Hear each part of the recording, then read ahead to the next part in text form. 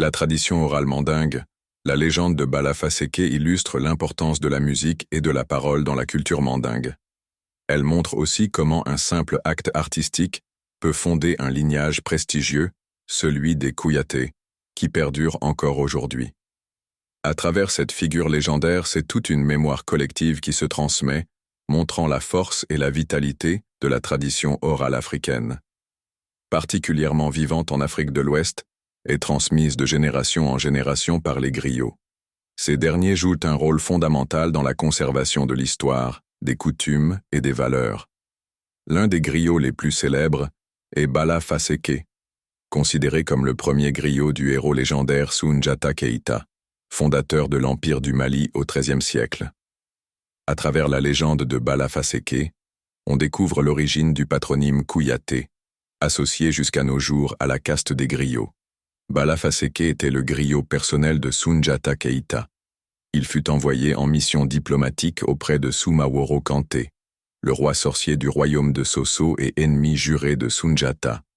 Là, Bala Faseke découvrit un instrument mystérieux, le bala, une sorte de xylophone. Attiré par cet instrument, il entra dans la chambre royale et se mit à en jouer instinctivement.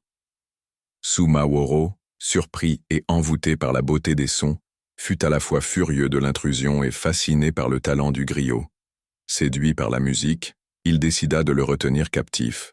Il alla jusqu'à lui couper les tendons des talons pour l'empêcher de s'enfuir. C'est cet acte de rétention du griot qui déclencha la guerre entre Soundiata et Soumaworo. Soumaworo donna à Bala Faseke deux surnoms, et Bala Faseke, qui signifie « toi qui sais faire parler le bala », Ankuyante, traduit par « nous avons un secret ». Ces expressions, déformées avec le temps, ont donné naissance au patronyme Kouyaté, ou Kwaté. Ce nom est devenu le patronyme clanique des griots mandingues, transmis à tous les descendants de Bala Faseke. Toutefois, certains historiens et traditionalistes affirment que ce patronyme remonte en réalité à Djakoumado Kodoua, surnommé le chat, père de Bala Faseke.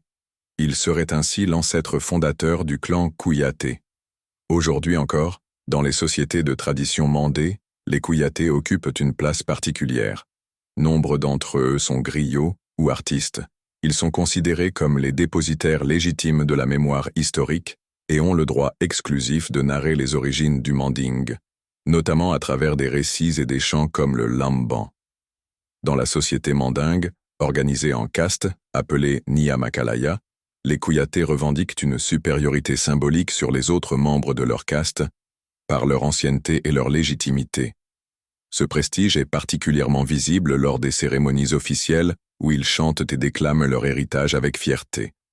La légende de Bala Faseke illustre l'importance de la musique et de la parole dans la culture mandingue.